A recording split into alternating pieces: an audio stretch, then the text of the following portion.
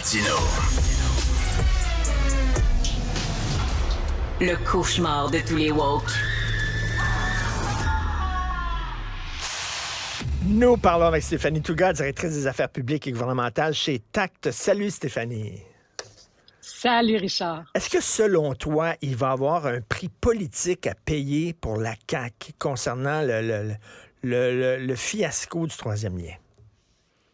C'est vraiment une excellente question parce que je pense que le timing, donc le momentum, ou dans le temps, comment ils ont décidé de faire l'annonce, de changer de cap complètement pour le projet du troisième lien, leur permettra peut-être de s'en tirer. Je m'explique. S'ils avaient fait l'annonce qu'on changeait de projet pour faire du transport collectif de manière exclusive dans ce tunnel-là, puis de complètement discarter la voiture, il y a 6 mois, il y a 1 an avant l'élection, bien, je crois que oui. La réalité, c'est que je pense qu'Éric Duhem aurait eu des réelles chances dans certains comtés dans la région de la capitale nationale.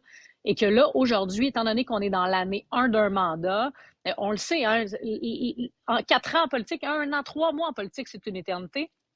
J'ai l'impression que la CAQ, étant donné qu'ils sont si forts dans les sondages, ils sont capables d'accuser un petit recul, une certaine incertitude, une certaine frustration dans la région de la capitale nationale. Fait que je pense que le prix à payer pourrait être pas si grand par rapport au virage à 180 degrés qu'ils ont effectué la semaine dernière de la bouche de Geneviève Guilbeault, la ministre des Transports du Québec. Tu sais, c'est comme, de toute façon, il fallait qu'il change. Là, on savait qu'il s'était peinturé dans le coin. Là. Donc, tu fais ça avant l'été. Les gens, après ça, ils partent en l'été, puis ils ont le temps de dépomper, puis ils ont du fun, puis tout ça, puis ils reviennent en septembre. Ils l'ont oublié. Les prochaines élections, c'est quand même assez loin. Donc, dans 3 ans et demi, je veux dire, on a plein de temps devant nous. Ceci dit, le prix politique à payer pourrait être éventuellement qu'il y a beaucoup de pression sur le ministre Kerr. Hein? Éric Kerr qui a mis son siège en jeu il y a quelques années en disant « si ce projet-là se fait pas, je vais démissionner ». Donc là, depuis le changement de projet, il y a beaucoup de pression. Et Éric Duhem, je pense que sa game politique devra être de mettre de la pression telle sur Éric Kerr qu'il pourrait éventuellement décider de quitter en disant « écoutez, je dois mettre mon siège en jeu, ça n'a aucun sens. Je m'y étais engagé, j'ai pris un engagement devant vous il y a quelques années. Aujourd'hui, on doit reculer. J'ai peut-être été trop loin, puis là, je dois malheureusement quitter. » Ça, c'est le jeu qu'Éric Duhem auquel il va jouer. Et je pense que ça, là, quand tu parles de prix politique, là, si on revient à ta première question, ça pourrait être un coup politique immense parce qu'Éric Duhem dirait « Hey, on y va all-in, là, comme au poker. On y va all-in, puis on s'en va gagner dans le comté de la Pelletrie. » Dans la région de la capitale nationale, où les gens tiennent à ce projet-là. On donne une raison d'exister à Éric Duhem qui est sur un plateau d'argent, parce que là, depuis 1 an, là, il vivote Éric Duhem. Et moi, la question que je me pose, je pense que la plupart des Québécois sont d'accord avec le fait qu'on abandonne. C'est les raisons qu'on nous donne. T'sais, quand on a dit c'est le télétravail, puis ça, les gens disent attends, mais...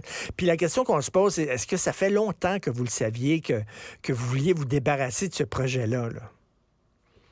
Bien, la question se pose. Hein? Moi, je pense que François Legault, il était pris dans ce projet-là. Il savait très bien parce qu'il a fait, rappelons-nous, hein, il a fait l'élection là-dessus. Il a dit, là, les gens de Montréal, lâchez-moi, la clé du plateau, lâchez-moi. À Québec, on a besoin d'un lien. Nous aussi, on est une grande ville.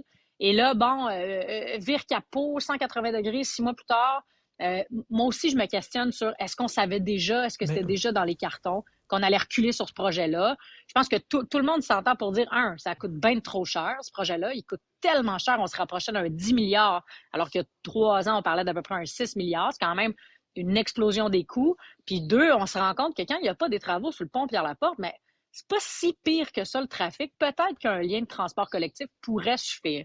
Donc, dans ce contexte-là, je pense que ça fait un certain temps que François Legault, dans sa tête, du moins, c'est quelque chose qui germe, qu'on va peut-être devoir reculer, on va peut-être devoir décevoir, puis, dans un certain cas, flouer les électeurs de la capitale nationale. C'est ça, Stéphanie, tu sais, ce qu'on aimait au début du gouvernement Legault, c'est que M. Legault avait l'humilité de dire « on s'est trompé ». On s'est trompé, on va reculer, puis on aimait ça. C'est rare, tu sais, qu'un gouvernement dise ça. C'est rare qu'un premier ministre dise ça. Mais, tu sais, cette carte-là, tu la sors une fois de temps en temps. Il ne faut pas que tu la sortes trop souvent parce que là, tu as l'air mêlé, là, tu sais.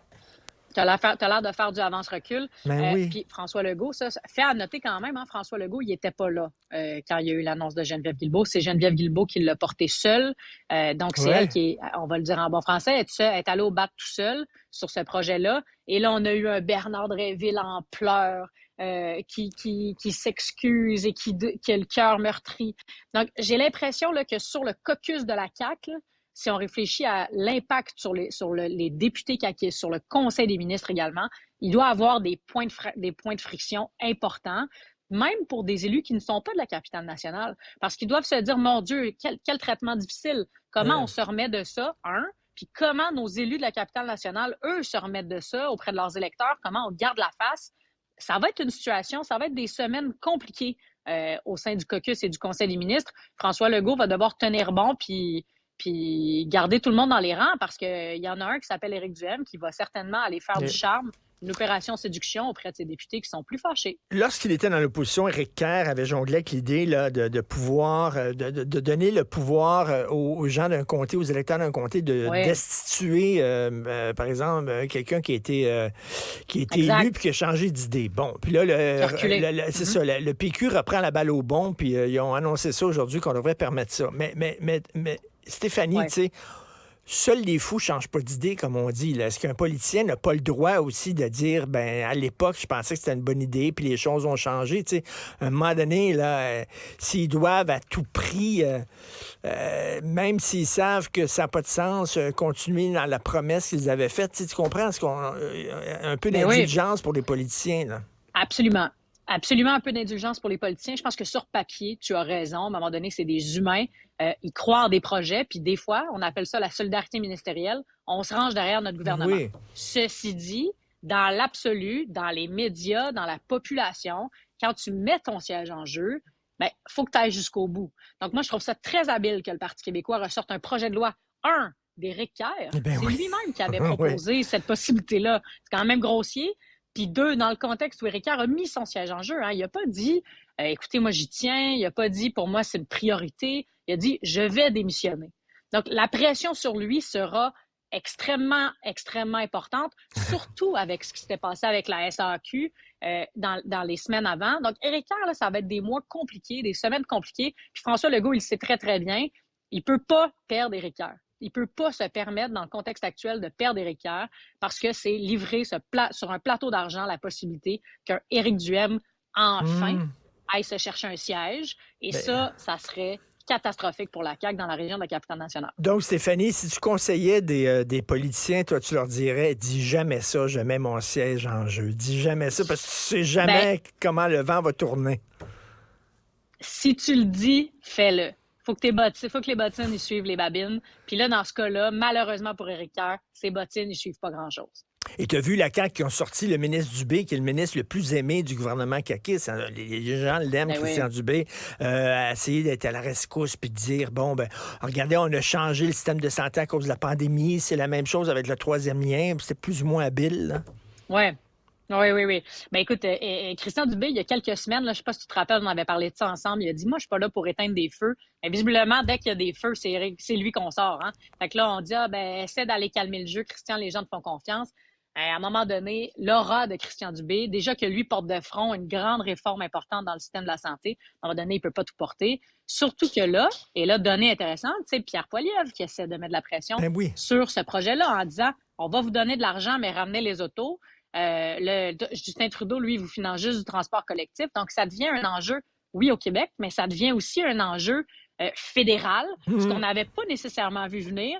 J'ai envie de dire à Pierre Poilievre, vraiment, t'as pas parlé de ça depuis 1 an, t'as pas parlé de ça depuis 6 mois, puis là, tout d'un coup, t'arrives comme ça, comme un cheveu sur la soupe.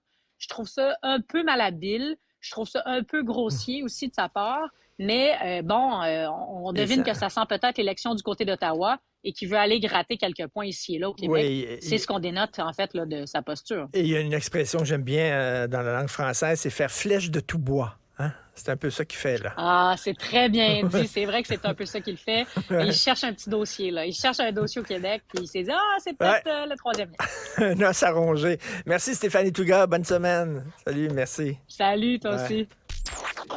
Martino.